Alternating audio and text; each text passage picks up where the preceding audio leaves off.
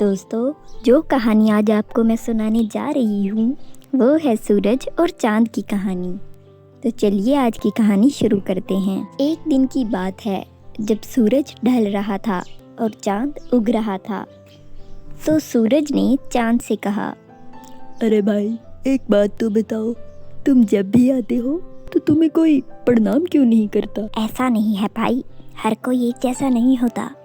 कुछ लोग हैं जो मुझे भी प्रणाम करते हैं। पर मैं जब उगता हूँ तो सारी दुनिया मुझे जल चढ़ाती है, तुम्हें तो कोई भी जल नहीं चढ़ाता। सूरज और चंद्रमा की ये बातें विहारपुर के लोग सुन रहे थे।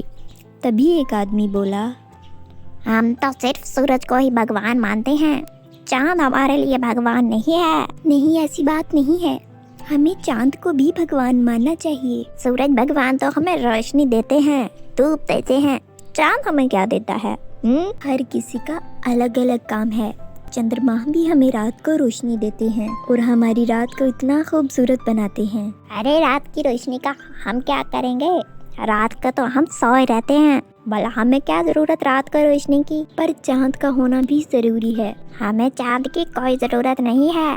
अगर चांद हमारी जिंदगी में नहीं भी होगा तो हमें कोई फर्क नहीं पड़ेगा। उसका होना और ना होना एक ही बराबर है। इस आदमी और औरत की बातें सूरज और चांद दोनों सुन रहे थे। इनकी बातें सुनकर सूरज खुश हो गया और चंद्रमा थोड़ा उदास हो गया। तो सूरज ने चांद से कहा, देखो, इस गांव के लोग भी मुझे भगवान मानते हैं और तुम्हें कुछ भी नहीं। सब लोग मेरी पूजा करते हैं, लेकिन मैं भी तो इनको रोशनी देता हूँ।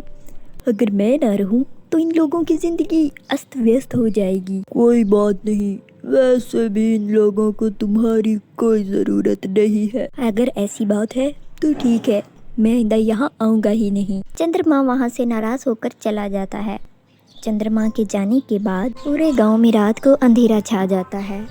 वैसे तो आसमान में तारे हैं, मगर अंधेरा इतना गहरा है कि किसी को कुछ भी दिखाई नहीं देता। अब खेतों में बुआई का वक्त आ चुका था और किसानों को जल्दी उठकर बुआई के लिए खेतों में जाना था। चांद के ना होने से गहरा अंधेरा था। अरे उठ जाओ, आज खेत की बुआई करनी है ना, जल्दी उठ जाओ, वरना तेज धूप हो जाएगी और फिर गर्मी में काम नहीं हो पाएगा। हाँ, खेत की बुआई तो करनी है, मगर अभी रात है, बाहर बहुत अंधेरा है। मुझे तो लगता है सुबह होने वाली है, हमें चलना चाहिए। वो तो सब ठीक है, मगर बाहर बहुत अंधेरा है, बाहर कुछ दिख ही नहीं रहा, जाएंगे कैसे?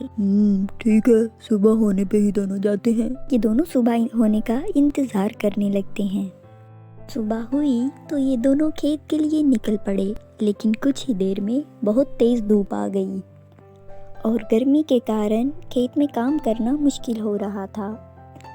बहुत गर्मी हो रही है, चलो घर चलते हैं, कल सुबह जल्दी आ जाएंगे। तुम ठीक कह रही हो, इस भयानक गर्मी में तो मुझसे भी काम नहीं हो पा रहा। चलो कल सुबह आएंगे। वो दोनों मियाँ बीवी घर चले गए।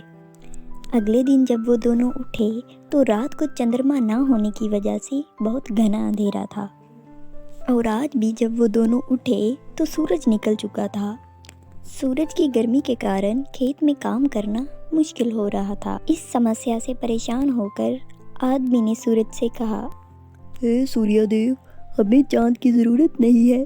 अगर आप रात को भी रहें तो हमें चांद की जरूरत बिल्कुल भी नहीं पड़ेगी और हम केवल आप ही की पूजा करेंगे। अगले दिन खत्म होने के बाद सूरज रात को भी बिहारपुर में ही रहने लगा। जैसे दिन ढल ही नहीं रहा था और रात हो ही नहीं रही थी।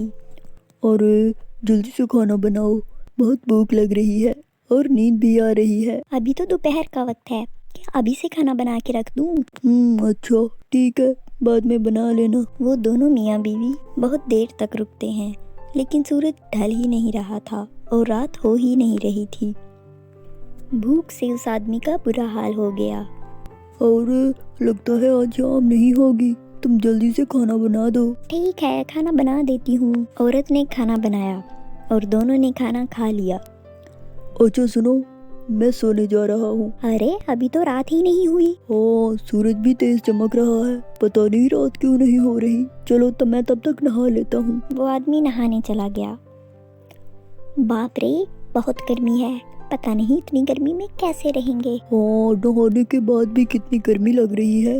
अब सूरज नहीं ढलेगा मुझे लगता है, इसीलिए ऐसे हो रहा है। ये सब सूरज की वजह से ही हो रहा है। कोई बात नहीं, चलो सोते हैं। वो दोनों सोने चले जाते हैं, लेकिन सूरज की गर्मी की वजह से वो परेशान हो जाते हैं। इन्हें बहुत पसीना आ रहा है। अरे पंखा तेज कर दो। औरत पंखा तेज कर देती है, लेकिन तेज पंखा चलने के बाद भी इन्हें गर्मी से राहत नहीं मिलती। इतनी गर्मी में तो मर ही जाएंगे। काश सूरज ढल जाता और रात हो जाती, चैन से सो तो पाते। अरे अब तो ये गर्मी बर्दाश्त से बाहर हो गई। मुझे भी लगता है हमें चांद की जरूरत है। सूर्यदेव से बात करते हैं। हाँ, ये ठीक है। वो दोनों सूरज से बात करने बाहर आते हैं। हे सूर्यदेव, आपकी धूप को बर्दाश्त करना मुश्किल हो रहा है। इसमें मैं क्या कर सकता हूँ? तुम्ही ने कहा मुझको रात को रुकने के लिए। हाँ, मैंने कहा था, पर अब हमें चांद की भी जरूरत है। इतनी धूप को हम नहीं सह पाएंगे। आज से आप सिर्फ दिन के समय ही रहिए, रात को चंद्रमा ही ठीक है। ठीक है, जैसे तुम्हारी मर्जी। अब से मैं रात को नहीं आऊँगा। अब औरत और आदमी चंद्रमा को पुकारने लगे। हे चंद्रदेव, मुझसे गलती हो गई, मुझे माफ कर दीजिए। हमें आपकी भी जरूरत है। हे चंद्रदेव, आप वापस आ जाइए। जिस तरह दिन में सूरज की ज़रूरत है, इसी तरह रात में आपकी भी ज़रूरत है। इन दोनों के बुलाने पर चंद्रमा वापस आ जाता है। चंद्रमा को देखकर ये दोनों बहुत खुश हो जाते हैं और उन्हें प्रणाम करते हैं।